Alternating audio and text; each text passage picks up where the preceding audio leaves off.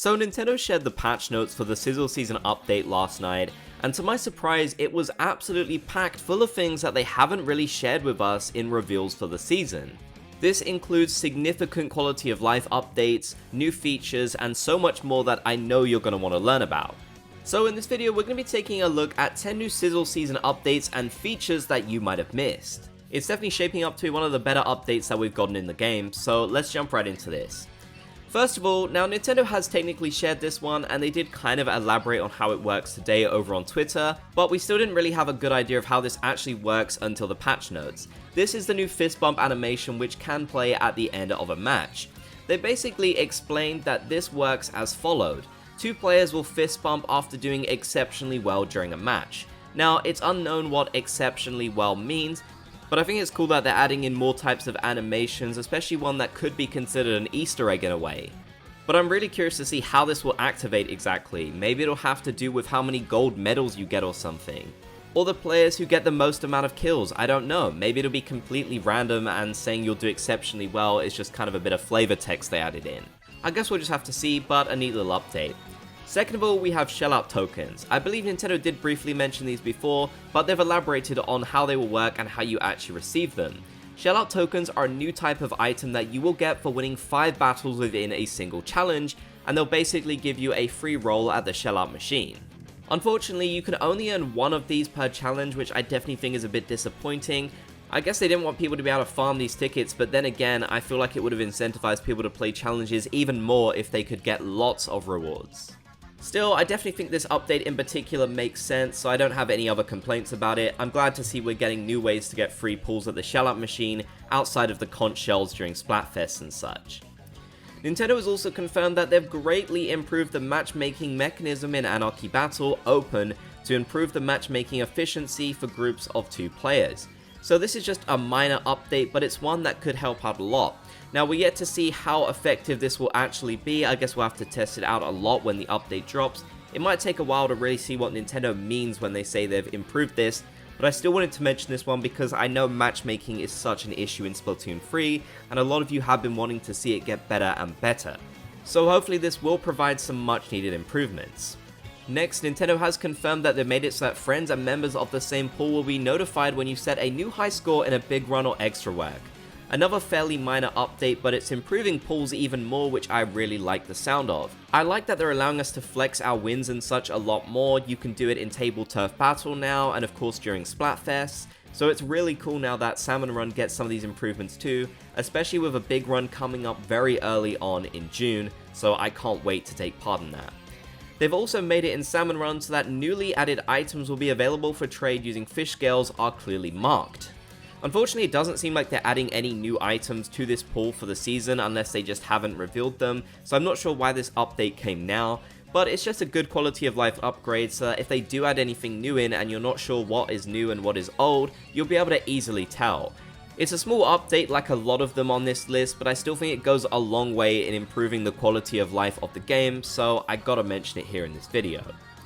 Next, they've increased the Table Turf rank limit to 999. Previously, we did know they were going to be increasing the rank, but I don't think they said exactly how high, so yes, now the max rank limit is 999, and it probably will not be going any higher than that. I'm not really sure if they've added any new rewards. I don't think they have, although they probably will have a new badge for getting to 999, which will be absolutely insane, and I don't think I'm ever going to be doing that, to be honest with you. That's probably a goal I will absolutely never achieve if that is the case, so we'll just have to see what they do. But yes, Table Turf players are getting some good updates within this update, so I think that's great news.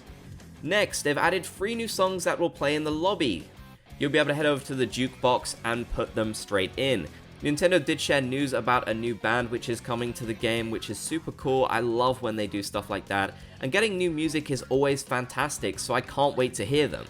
Splatoon music lovers are definitely getting treated in the last few updates. They've added a lot of quality of life, and of course the jukebox, which we were all waiting so long for, so it's great to see that people who really love the music of the game are getting some much needed improvements and new content as well in the form of new songs. I do believe you can actually go listen to one of them on YouTube right now. It should be on Nintendo's official channel, so you should definitely go do that when you get the chance if you haven't already. A really cool new feature has actually been added to Splatnet as well. This is the room creation feature, which is a feature in Splatnet free for creating private battle rooms in advance. When players create a room, they can generate an invitation URL and share it via social media, etc. to invite other players. After creating a room with room creation or receiving an invitation to a room that another player created using room creation, players can join the room created with room creation by selecting private battle in the in-game lobby. That's a lot of saying room creation. But yes, what a cool feature to add to the game. It's going to make doing those private battles so much easier. I know a lot of content creators use private battles a ton so that they can get all kinds of cool footage and do all kinds of interesting things that you usually wouldn't see in online matches that are public. And even just for messing around and trying things out, you never know. Private battles are great, and it's fantastic that now it'll be even easier to join them. This would definitely make it easier for viewers to join their favorite content creators as well, as they could just share the link over on their social media platforms. So that's something that I might actually have to consider doing at some point. It'd be fun to play some PBs. They've also made it in the lobby so that food or drink effects that are currently active will display when ordering new food or drinks at Grab and Go. I am so happy about this. This has to be one of the best quality of life upgrades that we've gotten in an update. Have you ever wanted to order a food ticket and then she tells you, oh, you've already got effects stacked? Well, guess what? I didn't know that because you didn't show me, and I have a terrible memory. So I'm really happy that finally they've added this. This should have been in the game since the very start, but I'm just glad it's here, to be honest with you. I've made this mistake so many times where I've had a ticket almost running out. You know, it's had maybe 2 or 3 goes left on it. I've tried to activate a new one. Now I won't have to do that, and we finally won't have to go through that extra dialogue just so we can get a new ticket on. The lobby really has seen a massive glow up for this update, honestly. It's been fantastic to see so many quality of life improvements that really make the game a lot better. In at number 10, Nintendo has confirmed that they've made it possible to use some features during matchmaking, which is so cool. These include displaying notifications, displaying your friends menu, displaying ghost details, viewing lockers, and rating a player or a locker as fresh.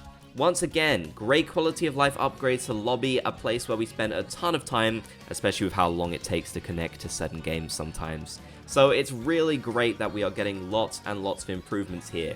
It feels like every update they've made some kind of improvement to the lobby, and I can't wait to see what they do next. I think it'd be super cool if maybe we could actually change the way the lobby completely looked. That would be amazing, but I'm getting a bit ahead of myself there. But let me know in the comments section down below which of these updates you're most excited for. I would love to hear. If you made it to the end of the video, be sure to comment Splat Gang down below so I know you did. If you enjoyed, be sure to leave a like, and if you haven't already, consider subscribing and turning on notifications for more.